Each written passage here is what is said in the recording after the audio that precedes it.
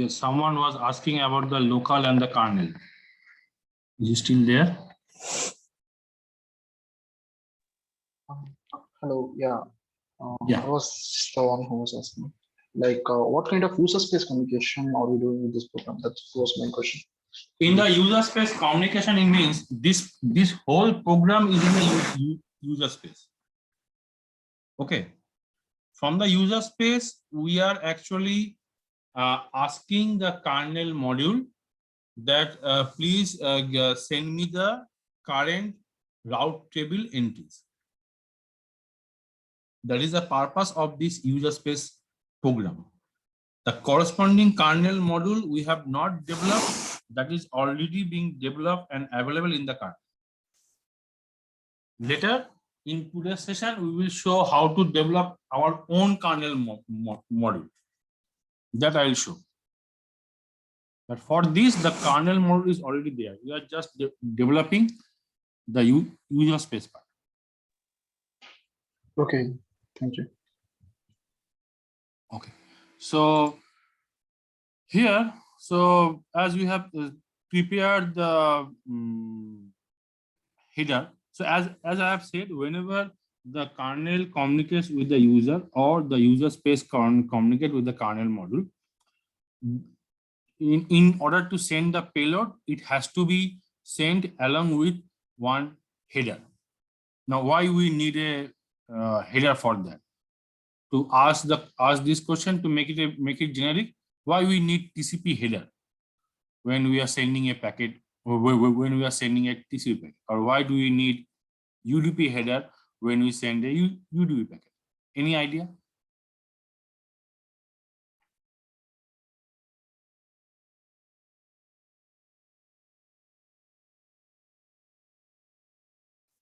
No idea why we use TCP header while communicating with the TCP packet? What is the purpose of having a header?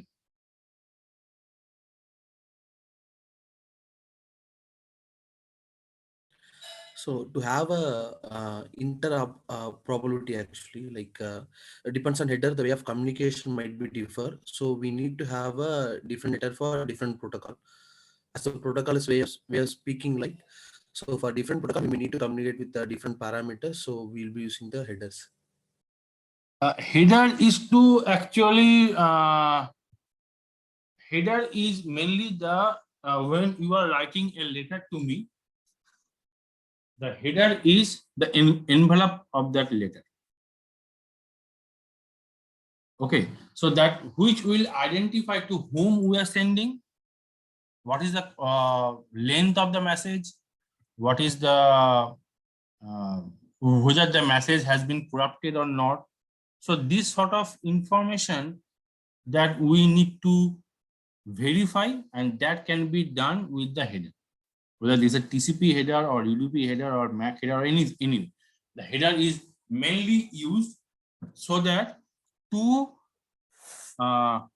different module, I would say, that could be two different machine, or running in two different machine or in a single machine, they can talk to each other based on a particular protocol. That protocol has been maintained by both of that module.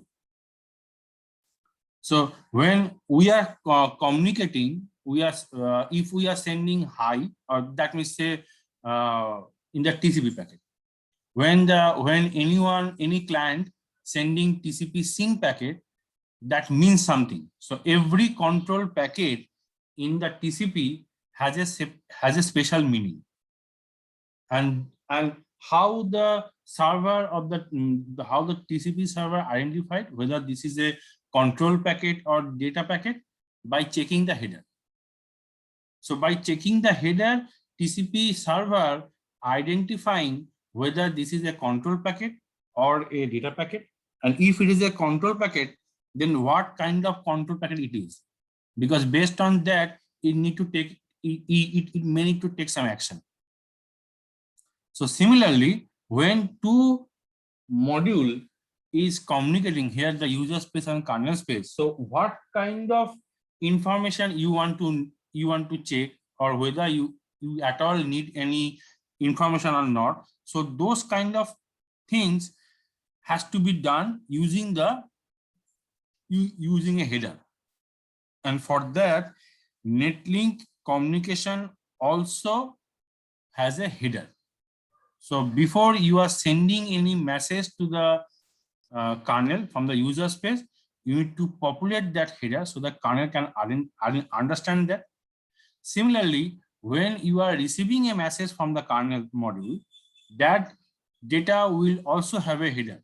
So by parsing the header, you can understand what kind of message this is, and based on that, you can do whatever you want. So that is the purpose of introducing any header, means introducing a header in any protocol. It's not about particularly Netlink. This is about any other protocol that you are developing or you are working. Okay. So here, what we are doing, we are actually informing the kernel. So here the NL message length, it will not only calculate the value or the length of the payload, where here the payload is the structure size of this RTG, RT generic message, but along with the header length also need to be calculated, because the data that I am going to say, that includes the payload along with the NL header or the Netlink header. So both needs to be calculated, and that can be done by calling this macro. Here you just need to specify the size of the data. It will internally calculate and add the Netlink header along with this and return the length. Otherwise, you can omit this part and you can omit this part and write it in this way. Yeah, that would be sufficient. But here it will not include the Netlink header. So you have to include the Netlink header also. That is why we are using the previous line. Okay, and then it is the sequence number, and also you need to specify the PID of your program, so that you are asking that this is a unicast packet, unicast message. This is not multicast or something like that. And then you are populating the IO vector and then send it to the kernel using the send message. So as I told you in our earlier last session, that socket stream or TCP kind of message is not supported here. Here we send the send message or receive message or receive. So send message is popularly used in this kind of communication. And then we are waiting for the message to be received. Now this is the interesting part. The message could be received in multiple segments. You do not know, because there is a limit of the size of the socket communication. So if the limit say 100 bytes and kernel needs to send you 230 bytes, then the kernel will send you 3 packets. First packet will have 100 bytes, second will have 100 bytes, and the third will have 30 bytes. So there must be some way where the receiver, here the user space, comes to know that this is the end of the communication. No more packet will come from the kernel module. So for that, the Netlink header is used. By checking a particular value of the Netlink header, you come to know whether this is the end of the message or some more message will come. Okay. So let us check then the receive part. So after sending that message, now the kernel can send the message immediately or maybe sometimes later, based on the current scheduling or the current activity of the kernel. If the kernel is in the IOCTL or the sorry, not the IOCTL, in the interrupt context, then it will not send it immediately after coming out of the interrupt context. When it will come into the system normal syntax context, then only it will send you the message. So in that case, it will be means our user space program will be blocked in here until and unless kernel send us the information. Clear so far?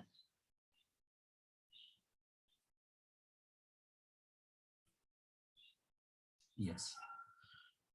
Okay. Now, when we get the message, we are just checking whether the message is end of the message. Now, end of the message is only can be verified if the message type is NLMSG underscore done. You can use it is better to use this macro instead of this value, but just for clarity, I have just shown you here. And so that means if the user space program receive NL message done from the kernel, so that means that is the end of the receive. There will be no more packet received from the kernel. So in that case, we can break this infinite loop and come out of this loop. So this is the breaking condition of my current while loop. And now, if the message type is of 24, that means it is the print routing information or the get route information, then that means I have received the routing information from the kernel. In that case, in our case, we are just printing the messages. So we will do it here. So again, we will get the message. The first part is the header. We will check, and then we will, because there could be multiple message in between. So we will loop through all the attributes and check if it is a destination address or if it is a gateway address. And whenever it is, we will populate that in our local variable. And finally, we are printing it. So that means this function is getting called thrice from the kernel. So 3 packets I am receiving from the kernel, and for each one I am printing out or in the console the gateway address, the protocol, and the destination address. Okay, so that is how you can get, say, we are here talking about the routing entry. You can similarly use the if you specify the ARP protocol type instead of the route here.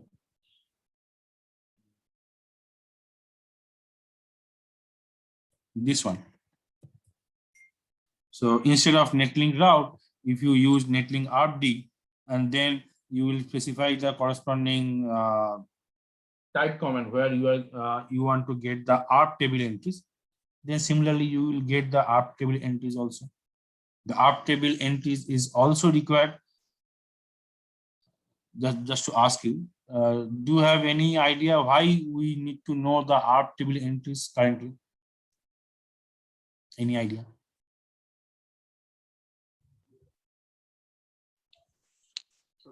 We use it for IP to MAC resolution, right? Yeah, that is true, but that is already done. So why do you need to know the IP address along with the MAC address? Means that is the only one part. So basically, to know the IP address corresponding to the MAC address. Yeah, for neighbor discovery, so that if to reduce the hidden node problem or something like that. There is another usage here. Say my machine is the Wi-Fi router. Okay, and your laptop is connected to my Wi-Fi router. So that means I will, and that means your laptop is communicating with my router.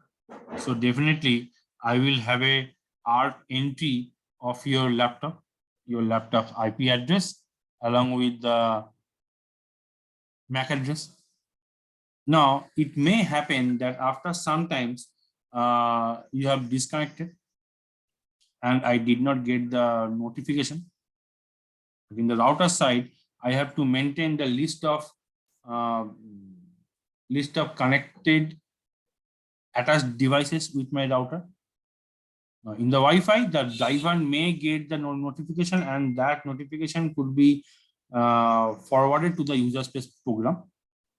But for the PC side, means wire side, those kind of notification you may not get.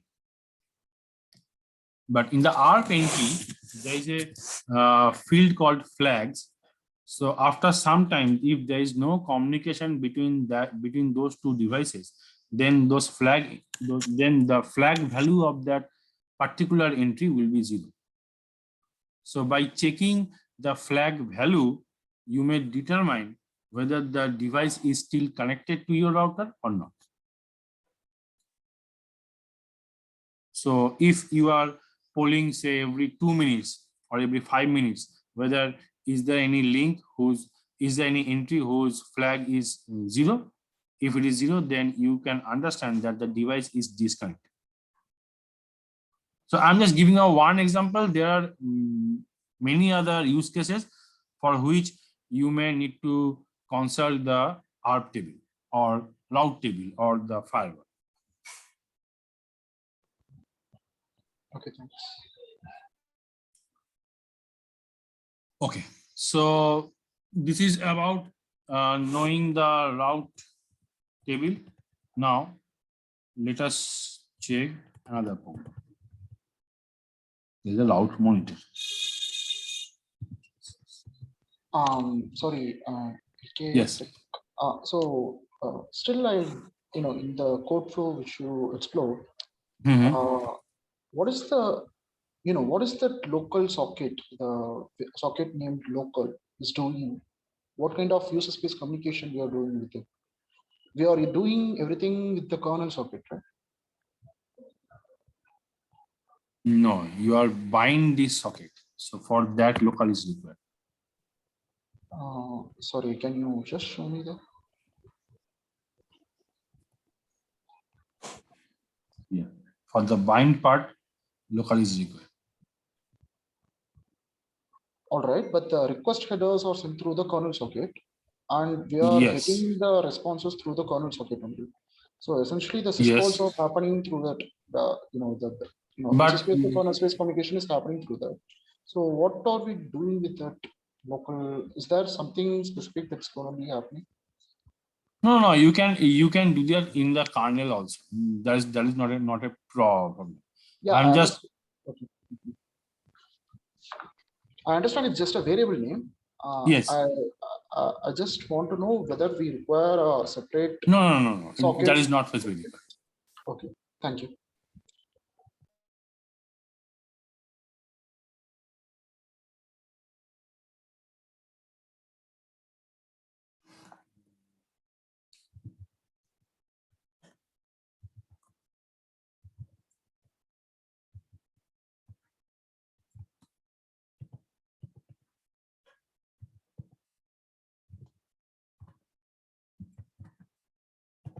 Now this program is going into a while loop and waiting for any event.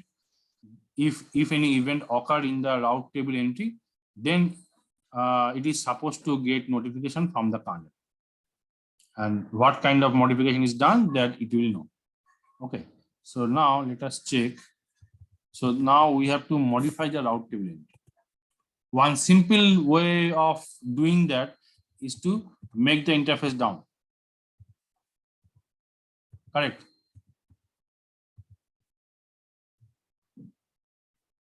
Or do you have any doubt that if you make the interface down, then why and how the route table will get modified?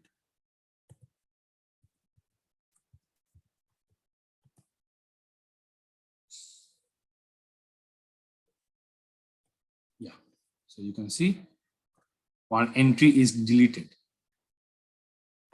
Let us check the route entry. No entry, correct? Because the ENP 0, S3 is down. Now let us make the interface up.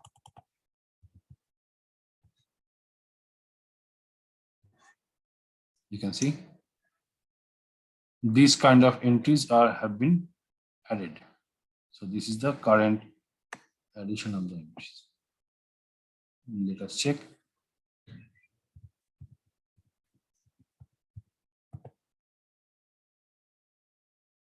Okay. So here also, if you have any use case where you need to know if there is any change in the routing table entries, you can achieve that by this simple program. Now let us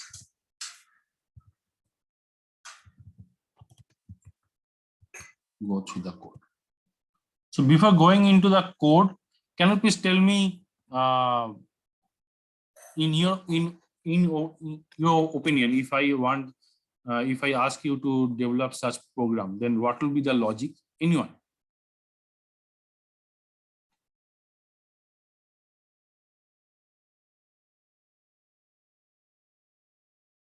In earlier case, we create the socket, bind the socket, and then inform the kernel that I want to receive kernel information by calling the send message API.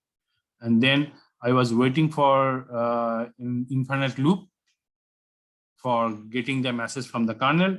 Once I receive the messages, kernel will finally send me the message done, to which I have understood that I have received all the messages. And then accordingly, whatever I want to do, I will do that with those information. But here, shall we do the same technique or we will do some different method? Any idea?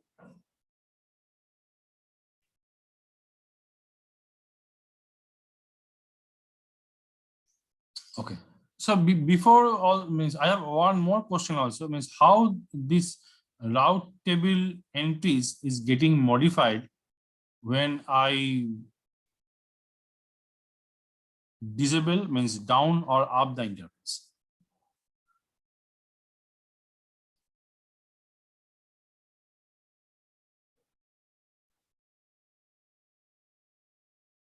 No. Okay. We will have some network session maybe later. There we can discuss this part. So let us now check the source code. Here actually, we are using the asynchronous feature of the netlink socket. To use the asynchronous of the netlink socket, what we need to inform the kernel is that I am interested on a particular event. That's all. So if I am bind my socket to a particular event of the netlink, then whenever there is any event occurred for that particular which I'm interested, the kernel will notify me. So that means after binding to a particular type of event, I will just need to wait in a receive message. Whenever that event will occur, kernel module will send me the packet.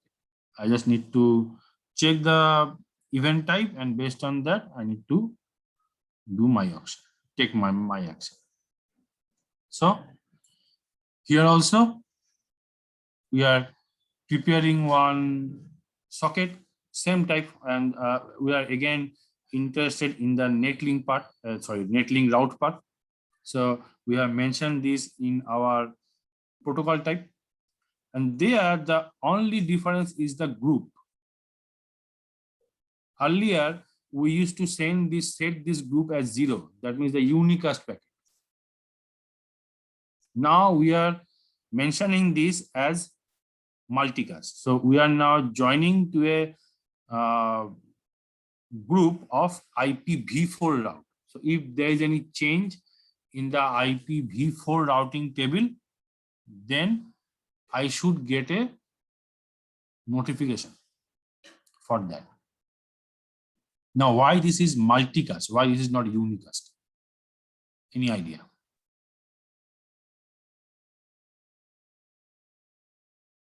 And why the previous one is unicast, not the multicast?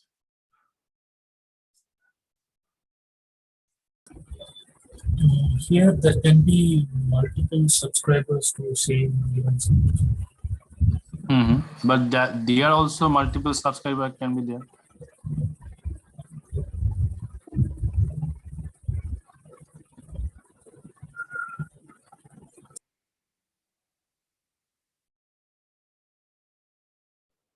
I You must guess, understand. Yeah, please. I guess in the previous example, we were sending a sending a particular request and waiting for the response. So here we Yes. are actually polling or watching the conversation. Correct. So there actually one particular guy was looking for an information. So if so, I will not share that information to other because they are not, because no one else have asked me. So it's a kind of booking counter where I'm waiting and you ask me whether that particular train has arrived or not. So in that case, I will tell you, yes, it is arrived. Or if it is not arrived, I will say not arrived. When it will arrive, if you ask me when it will arrive, I will tell you at that time it will arrive. Something like that. So this is a pure unicast communication between the ticket counter person and the customer. But on the other hand, if a train is arriving at platform number 4, then I need to announce it. And if you are interested in that particular train, you will listen the announcement. Otherwise, you will just ignore. The announcement will be there. Whether you are interested or not, the announcement will be there. If you are interested, you will listen it and take your action. Otherwise, you will just ignore that announcement. You usually, whenever there's an announcement in the either in the station, railway station, or in the airport, you just heard the first line, whether the flight number is your flight number or not. If it is not, you just ignore the rest of the message. That is the common sense. Similarly, if the train is of your interest, you will listen, otherwise you just ignore. So similarly, whenever there is a modification in the routing table, the kernel will announce it, irrespective of whether any user space is listening on that or not. So kernel will announce it. So that means this is a multicast kind of communication. If one or multiple user space join into that group, they will receive. If no one is there, then no one will receive. Okay, so it's kind of what Google said, like multiple user space application. Yes. So usually those common event like any modification in the ARP table, any modification in the firewall or route or any other things, those are generic.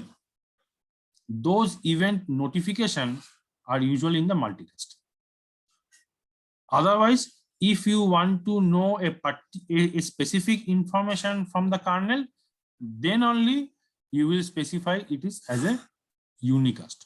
Or you have developed your own kernel module and your own user space, then you know that I am not going to share this means as a kernel module. I am not going to share this information with multiple users or user space program. It is dedicated to a particular user space program. So in that case, it will be a unicast method. So that is the purpose of using this NL groups field. If it is 0, that means unicast.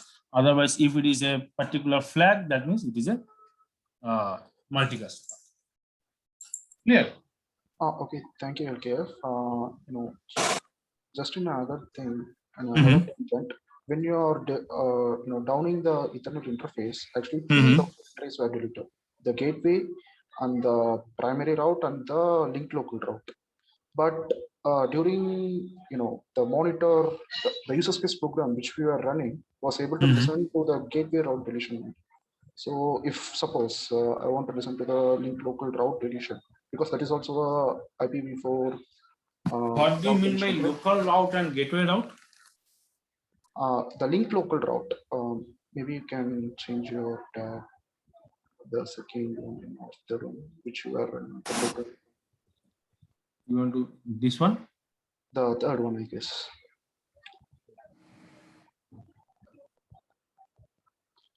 I don't know. The place where we were deleting the routing table using the if config down command. This one. Yeah. So basically, 3 routes have been deleted, right? So a gateway Yes. route and a primary route for the particular interface and a link local route. Hmm. So we were able to see only one route getting deleted in the monitor. Yes. And yeah, so if suppose I want to look at the other routes also, rather than looking at, I want to capture or monitor the other routes also. See, Why? Yeah. for that, so you want to know that whenever currently you get the information that this routing entry is being deleted, but you want to know that this link also deleted, this link also deleted, right? That Yeah. is your question. Yeah, that's correct. That's correct. So here, as I have only one interface, so you are not getting the full picture, because say if there are 2 interfaces, as we are discussing earlier, ETH1 and Wi-Fi 0, and if the ETH1 has the default gateway, and then now I have disabled ETH1, so there will be a default gateway entry added for the Wi-Fi 0, then you will get 2 notifications. That one is the entry is deleted, the corresponding again this one you will get, and you will get another notification that the default gateway entry has been updated. This one, because initially it was ENP0ST, now it is Wi-Fi 0. Here you are not getting, because if the particular entry or the interface is deleted, that means the corresponding all the routing entries for that interface is getting deleted. Yeah, that's correct. But all 3 are separate entries, right? So we should be getting a notification for all 3 entries separately, right? It may happen, but whatever I write this program, I just interested for that particular event. Okay, yeah, I think I should wait for the program work. Yeah, thank you. Because I was interested the destination field, if it is matching with my one or not. This is a destination field. Yeah, okay, now I understand. Okay, right, thanks. Okay. And then I'm adding this one. Just print whether this is a again. Okay. Then let us go through one by one, not jumping into the program directly. So yes, so we have created a netlink route socket, and we are interested in the IPv4 route entries, and then we are binding, and then we are waiting for an infinite loop. So let us now check the loop.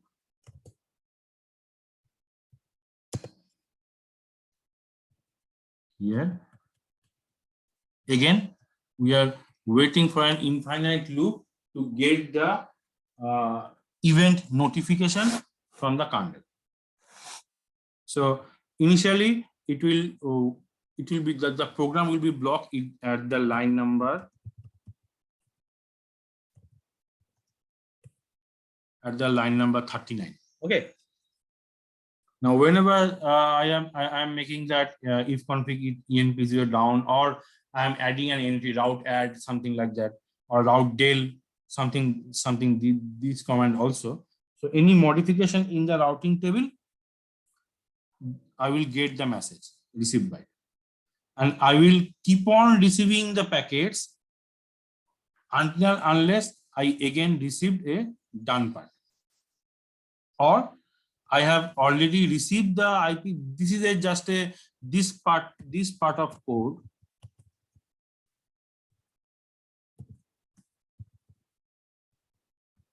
is just an optimization. You can avoid that also. So here we are only interested for the IP before route. But if you are not doing that, you will get the other message also. So in that case, it will be done. Then yeah, I have received all the messages from the kernel. So I will process that packet. Now the process the packet again, I will check the netlink header, and again going through the netlink header to determine whether this is a destination address or the gateway address, similar to what we have checked in our monitor program. And then if the type is of Dell, then we are providing that information, or if the type is for addition, then we are doing this one. So again, you can understand from the netlink header is that it is the way of informing from the kernel to user space or user space to kernel space that what sort of message this is going to be. You are going to be received or you are going to send. Then you can receive the message and get the payload. That what is the destination field, what is the destination IP address, what is the source IP address, protocol, blah blah blah. But whether this is a Dell operation or add operation or any other operation, that sort of information you can get from the netlink header. Okay, thank you. But in your walkthrough, I think you are not restricting to a particular IP address or a particular routing table type, right? Whether the destination is 0 or destination is not 0, something like that. We are just, I just understand now, like what we are doing there is like N2P, basically converting, converting from one type to the other type. So going back to the previous question, can you just, we were not getting the other two routes, right? Routing entries. Okay, I will check that and get back to you. At this moment, this current program is not giving you the routing deletion of the 0, 0. Maybe my method is a bit different, so I will check it and get back to you in my next session. Okay, thank you. I will keep a note of this. I'll get back to you in the next session. Thanks.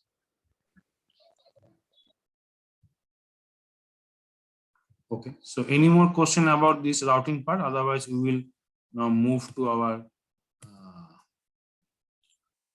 own defined kernel module and user space program.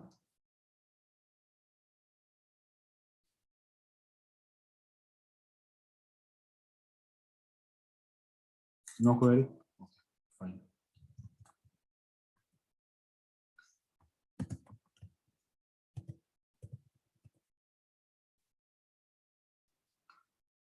So here we have developed two parts. One is the user space program and the other is the netlink kernel module. So let us first check the user space. This is very simple. The only thing, if you check the source code, the only major thing that you will see the difference is the protocol type. This is a number. You can use anything. I have used this as 31. You can use it as a 131, and you have to use the same number, protocol number, in the kernel module as well. Earlier, we were using already defined protocol type like netlink underscore route, but here we are defining our own protocol. That is the first major difference between your own developed netlink communication or using the existing netlink communication. Then the rest of the part is same, as you can see. There is no other difference. Only part now we are sending a typical socket communication where we are preparing our we are preparing our own data and then sending it here and then waiting for, because this is we have developed a two-way communication. First we will send, it's a typical client server communication method. So client will send a message and then wait for a response from the server. Here the client is the user space and the server is the kernel module. So I will send a hello and then kernel will send me a reply. That is all. But what we need to understand is that how user space program communicating with your own kernel module. So you can make it a infinite loop according to your design requirement and then send whatever message you want to share with the kernel module. I'm just giving you the framework, showing you the framework, nothing else. I think there is not much to discuss in the user space program. If you still have any query, we can discuss. Or let us first check the kernel space program, then you may have some queries. Oh, before that, we need to run this and give you a demo. So we have first install the kernel module. As you can see, this is a hello init. Okay, so this is the kernel module, print from the kernel module part, and then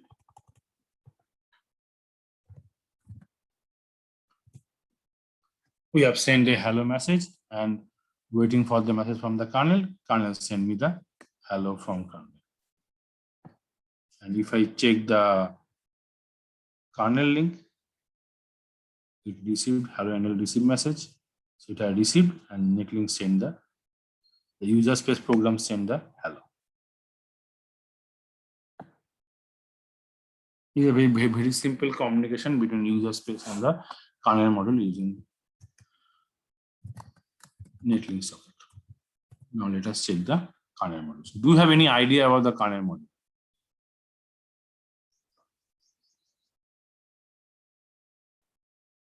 Yeah, if I have an idea.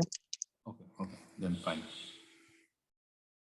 So, like the main function of the user space program, this is the first entry function of my kernel module, where I need to call this netlink kernel create function.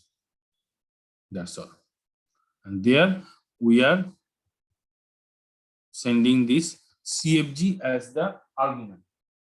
This is the most important part of the kernel communication.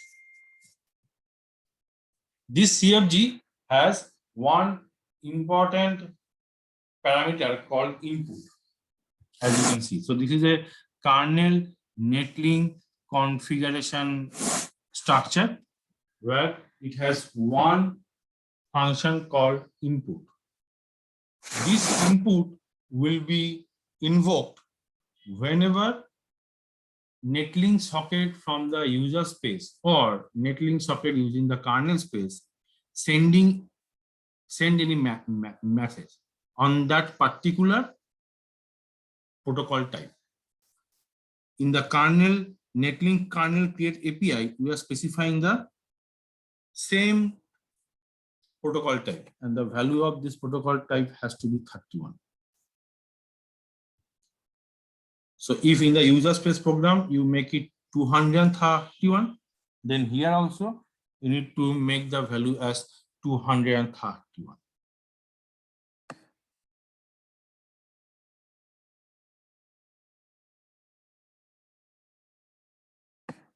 Okay, let me try to make it a more new.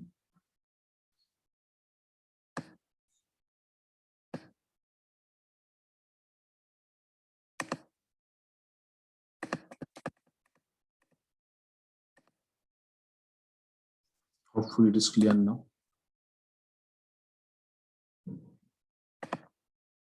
So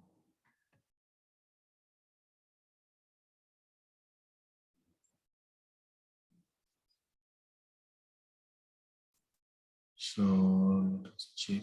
Yeah. Here.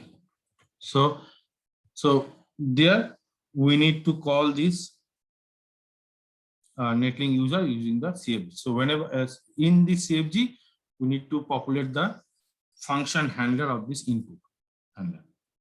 So whenever any netlink socket, so if we open in parallel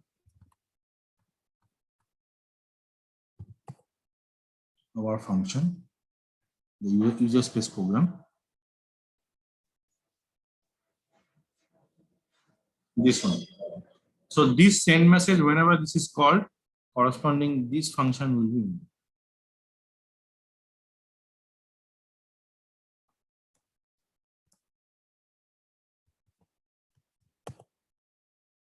Okay. This function will be in. And then you are getting the this is coming to the SKB. You possibly know the SKB. In the data part, you will get the payload part. But please note that this payload is for the socket payload. So that means this payload includes the netlink header as well as the message. That means the hello message. So there we are just printing out the message that we have received. The NN message data will actually point to the data part of the that we have populated in the user space. And we are getting the corresponding PID. This is important because we are communicating with the unicast method. So this PID need to be used when the kernel module will send the message back to the user space. And that we can do. So here we are populating another SKB, which we are going to send to the user space program. And there we are populating here the message size, that this is the message that I'm going to send, hello from kernel. We have seen that also.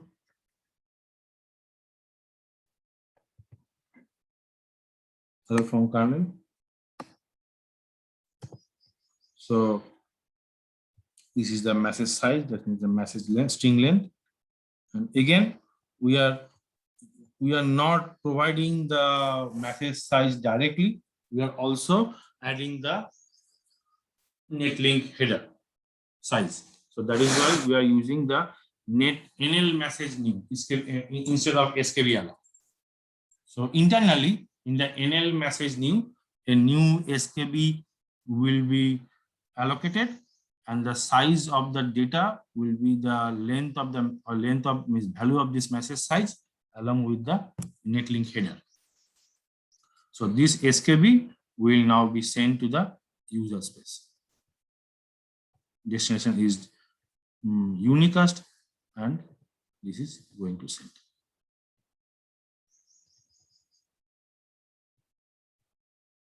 And whenever this NL message unicast is called, corresponding the receive message of the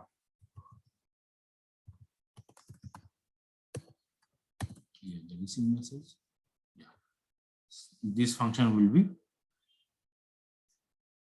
coming out, and then the message will be printed. Any question?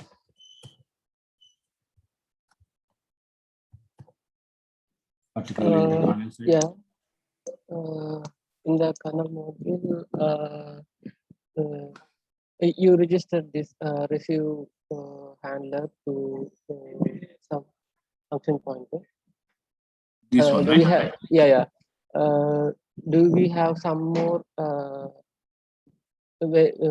members for that structure, netlink channel config structure, other than that? There are other fields also, but this is the only field that you are interested, because the kernel module that means the purpose of kernel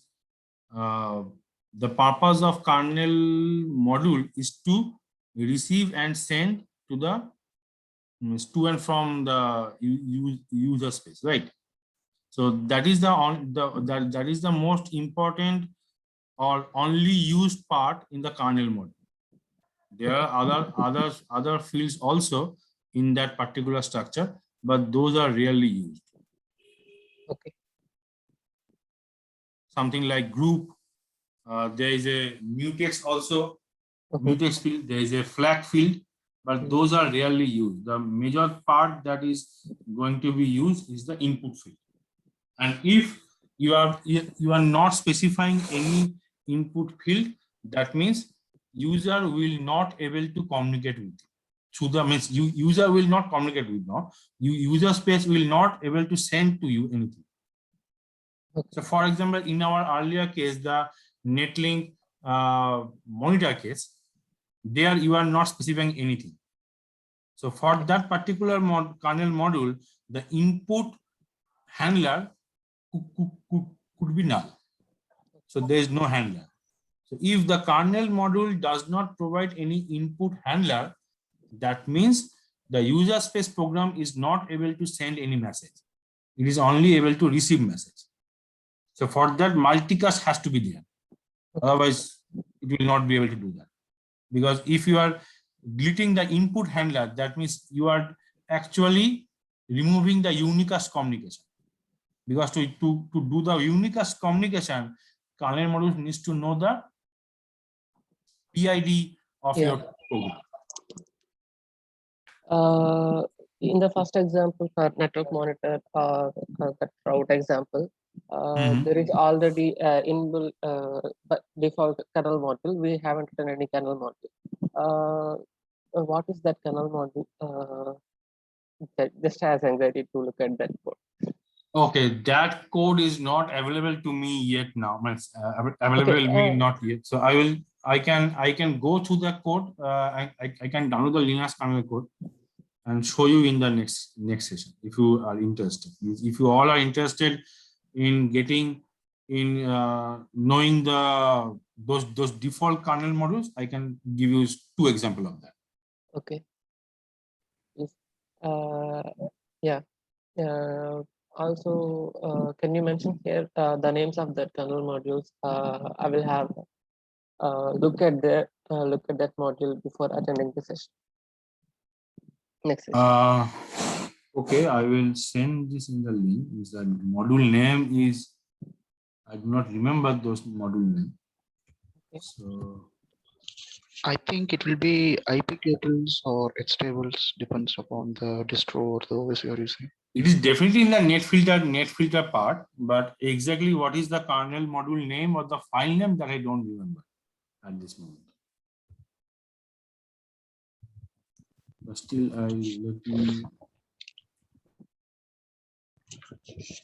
Maybe you can check using ls mode.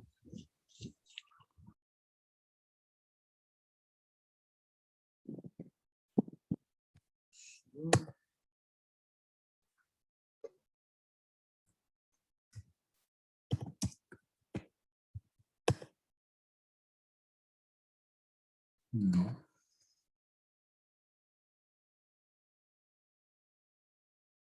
There is this is our.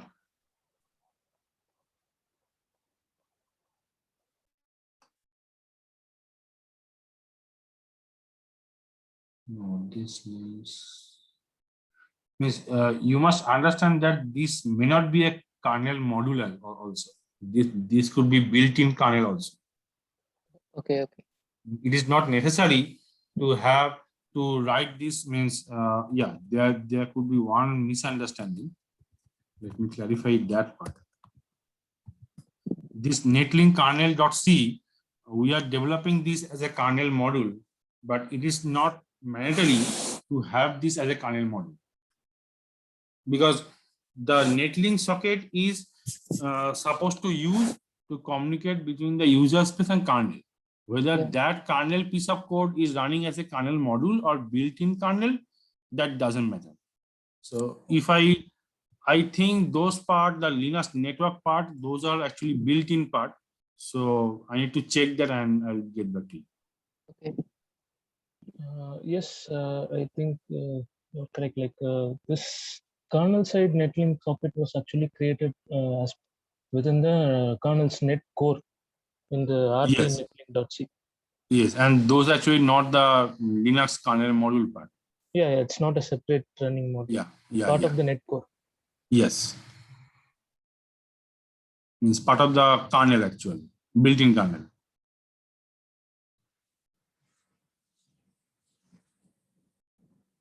But anyway, I will show you the I will go through that code in our next session.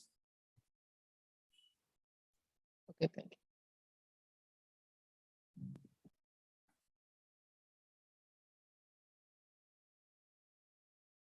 Because those are very interesting things that you can learn.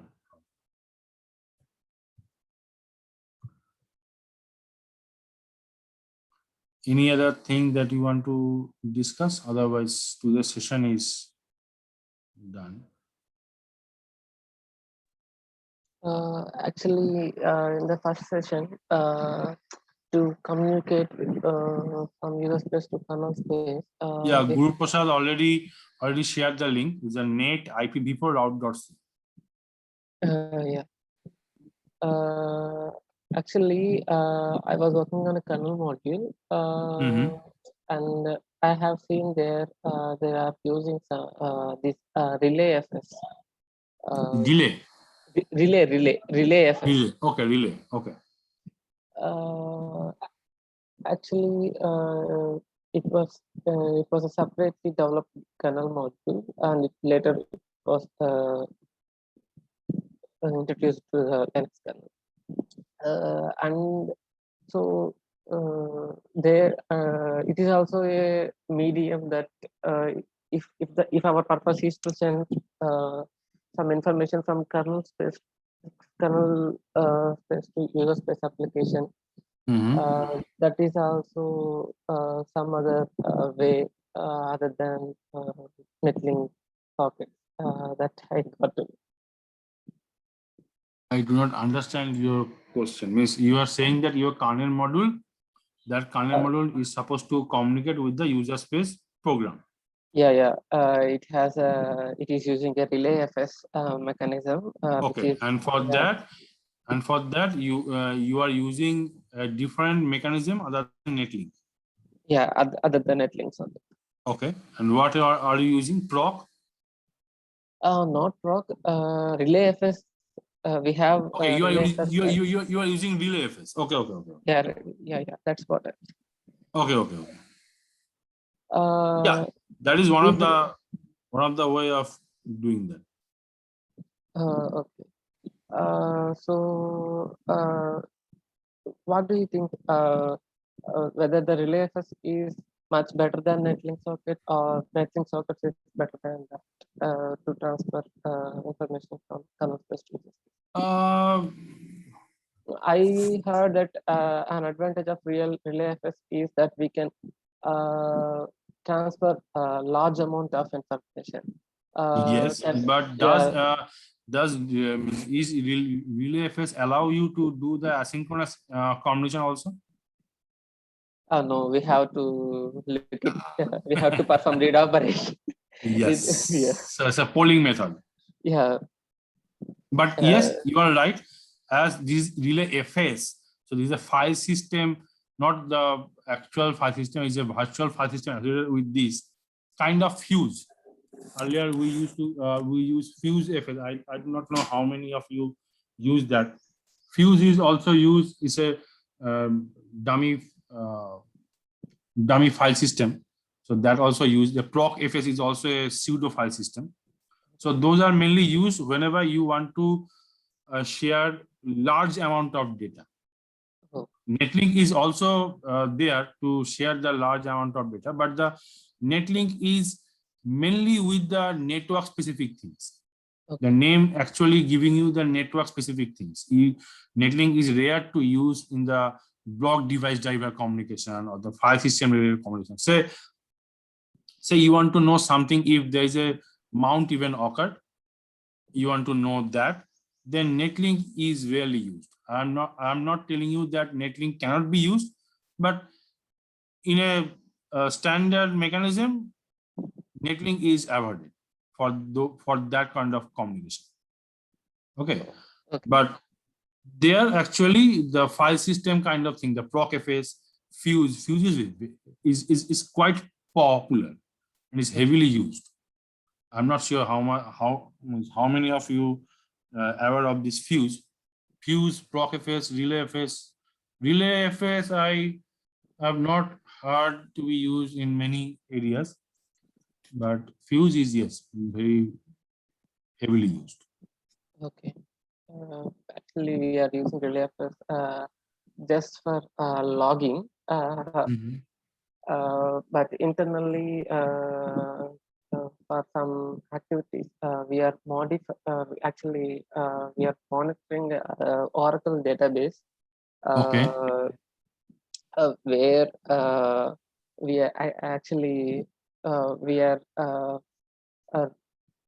remapping with our own handler with the socket connect and those receive and send we are remapping the function addresses with our own handlers Understood. for particular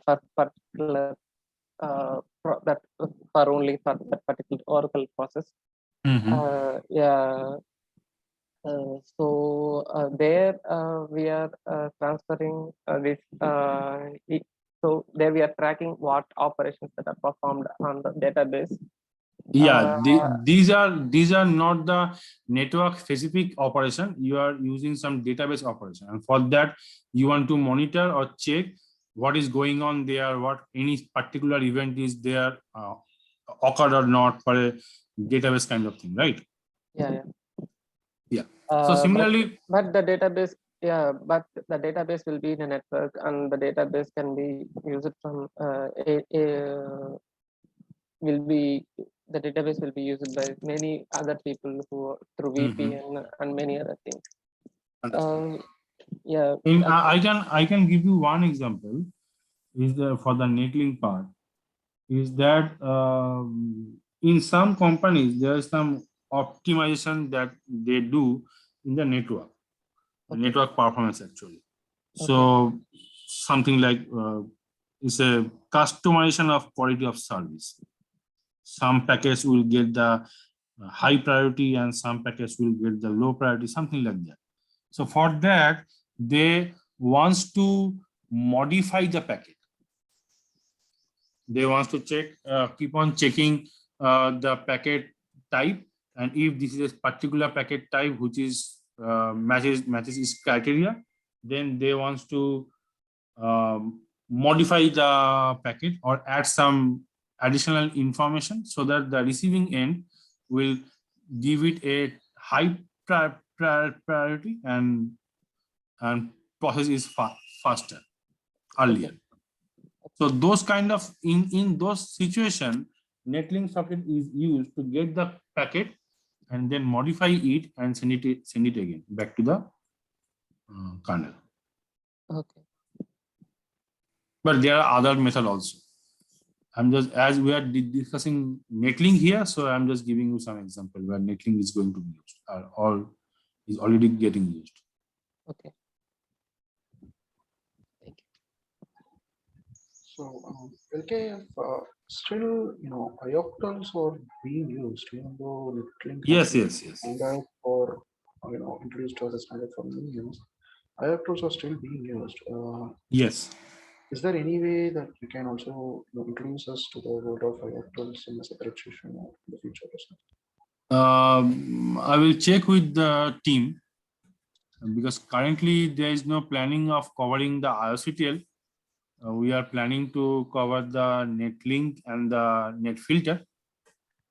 Maybe we have a separate webinar for the IOCTL if people are interested. So you can message us that what are the topics that you are interested in listening. Actually, there are some network courses there available in the Linux Kernel Foundation where we going through the network, Linux network stack, network device driver, character device driver, block device driver, IOCTL, and all that. So in those sessions, in those course, actually we going through the details of those things. But again, I am not sure if there is any plan of webinar for the IOCTL. I will check and get back to you. Yeah. And you can also send the message to us if Yeah, you definitely. are interested in a particular topic. No, it's not. Yeah, almost. Okay. Everything is new to us. Yeah, I also saw a IAPL driver, which is used to send.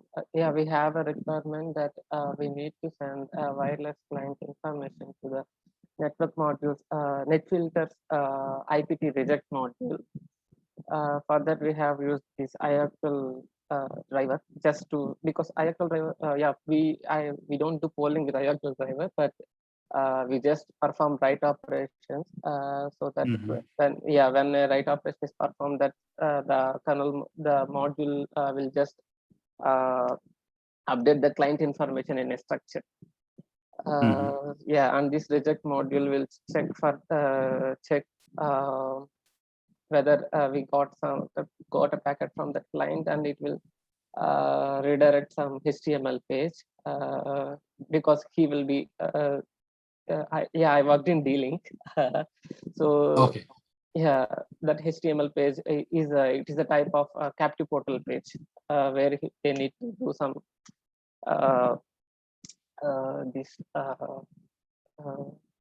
payment methods or yeah, for internet Yeah, access. IFTL. I'm not saying that IFTL is now obsolete. No one is going to use that. That is not the case. But and in some cases, IFTL has an advantage over the Netlink also. For example, as you were saying, Yeah. the user space can directly communicate with the driver. In that case, the driver has to have some private IOCTL that is going to be used, because standard Yeah. IOCTL will not be used. Yeah. Some special vendor specific IOCTL will be there, Yeah. through which user space program. I think you are also using some vendor specific or driver specific IOCTL, private IOCTL.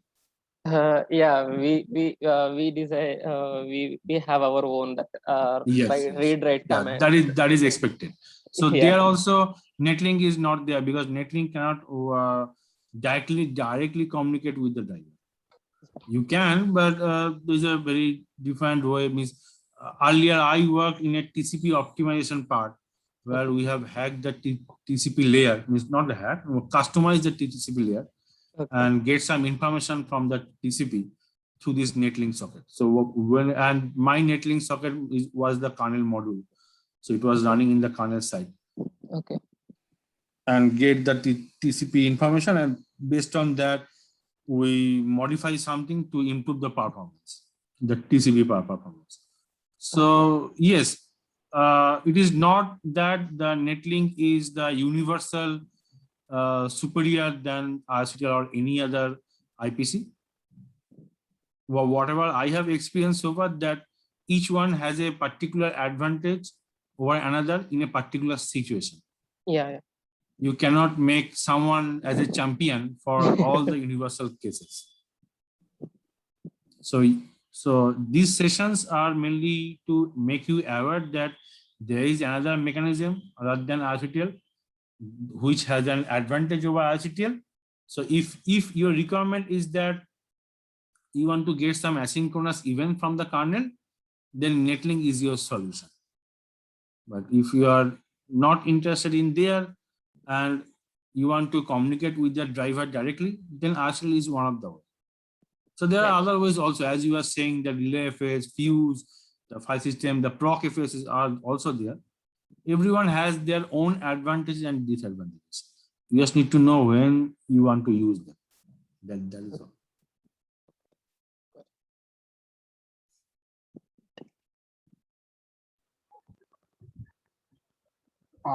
Okay, if it's good to, so here, because I was asking about reactors because it's kind of outdated thing, but still it is in the industry. But NetFilter is kind of the go-to standard at present. You know, GKH and Linus are pushing for that from long back. But you know, I too don't know a ton of things about Netlink, so I'm too interested on that. I'm just I was just We inquiring whether will go through this NetFilter. Yeah, After definitely. this netlink, I was assuming that, means I was expecting that the netlink part will be over by this session. But as you have interested to check to get a look at the existing kernel code of netlink, that is good. So we will cover that in our next session, and then if we have some time, I believe we have, then the next session, in the middle of next session, we will start the net filter part. Definitely. Thank you. Yeah, sure. Okay, then. Thank you all for your time. Have a great weekend. Bye. Thank you. Thanks. Thanks for Thank you. Thank you. Thank you.